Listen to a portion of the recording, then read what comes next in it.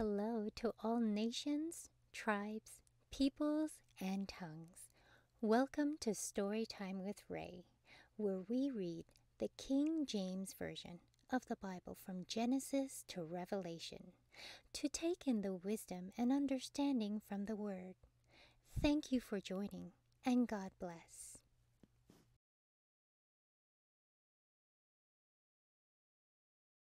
Judges chapter 8. And the men of Ephraim said unto him, Why hast thou served us thus, that thou callest us not when thou wentest to fight with the Midianites? And they did chide with him sharply. And he said unto them, What have I done now in comparison of you? Is not the gleaning of the grapes of Ephraim better than the vintage of Abiezer? God hath delivered into your hands the princes of Midian, Oreb, and Zeb. And what was I able to do in comparison of you? Then their anger was abated toward him when he had said that.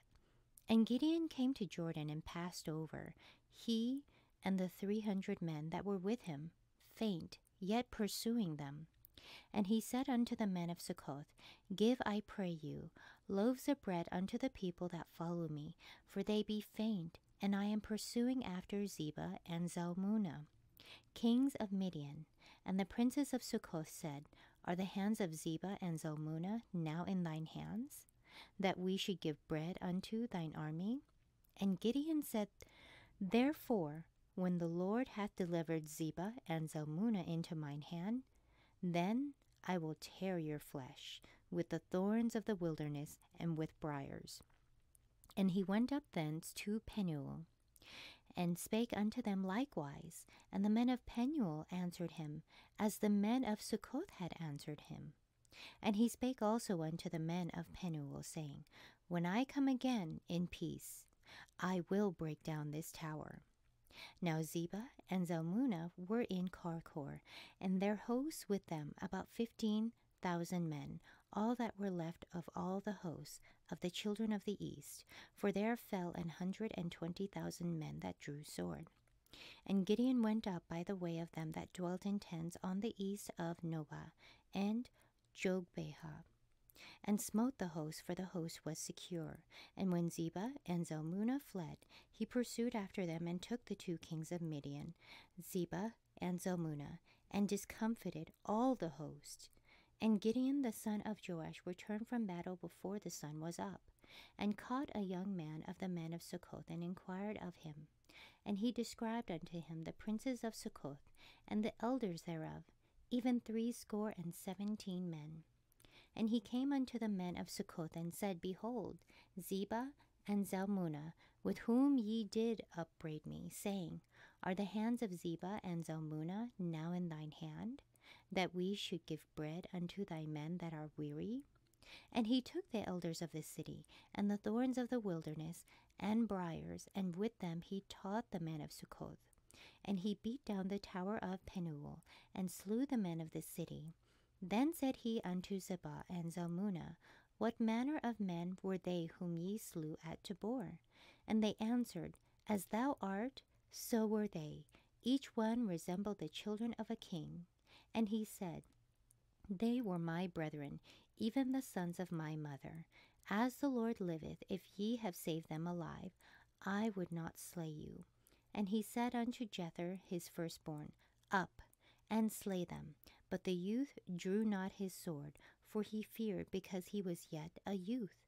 Then Zebah and Zalmunna said, Rise thou and fall upon us, for as the man is, so is his strength. And Gideon arose and slew Zebah and Zalmunna, and took away the ornaments that were on their camels' necks. Then the men of Israel said unto Gideon, Rule thou over us, both thou and thy son, and thy son's son also, for thou hast delivered us from the hand of Midian. And Gideon said unto them, I will not rule over you, neither shall my son rule over you. The Lord shall rule over you. And Gideon said unto them, I would desire a request of you, that you would give me every man the earrings of his prey, for they had golden earrings, because they were Ishmaelites. And they answered, We will willingly give them. And they spread a garment, and did cast therein every man the earrings of his prey. And the weight of the golden earrings that he requested was 1,700 shekels of gold, beside ornaments and collars, and purple raiment that was on the kings of Midian, and beside the chains that were about their camels' necks. And Gideon made an ephod thereof, and put it in his city, even in Ophrah. And all Israel went thither a whoring after it, which thing became a snare unto Gideon and to his house. Thus was Midian subdued before the children of Israel, so that they lifted up their heads no more. And the country was in quietness 40 years in the days of Gideon. And Jerubbaal the son of Joash went and dwelt in his own house. And Gideon had 70 sons of his body begotten, for he had many wives.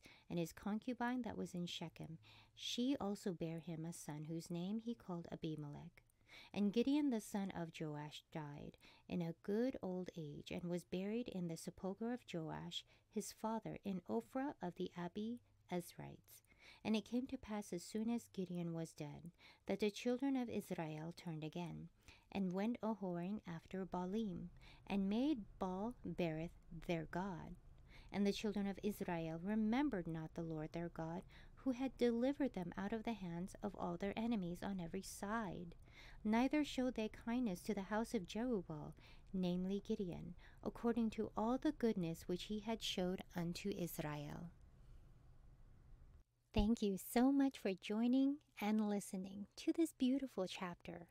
I highly recommend it as a personal read. Please join me on the next chapter as we dive in deeper into the Word. If you do love the Word as much as I do, express so by liking, sharing the Word with your loved ones, and even subscribing. And may the Lord bless you each and every day.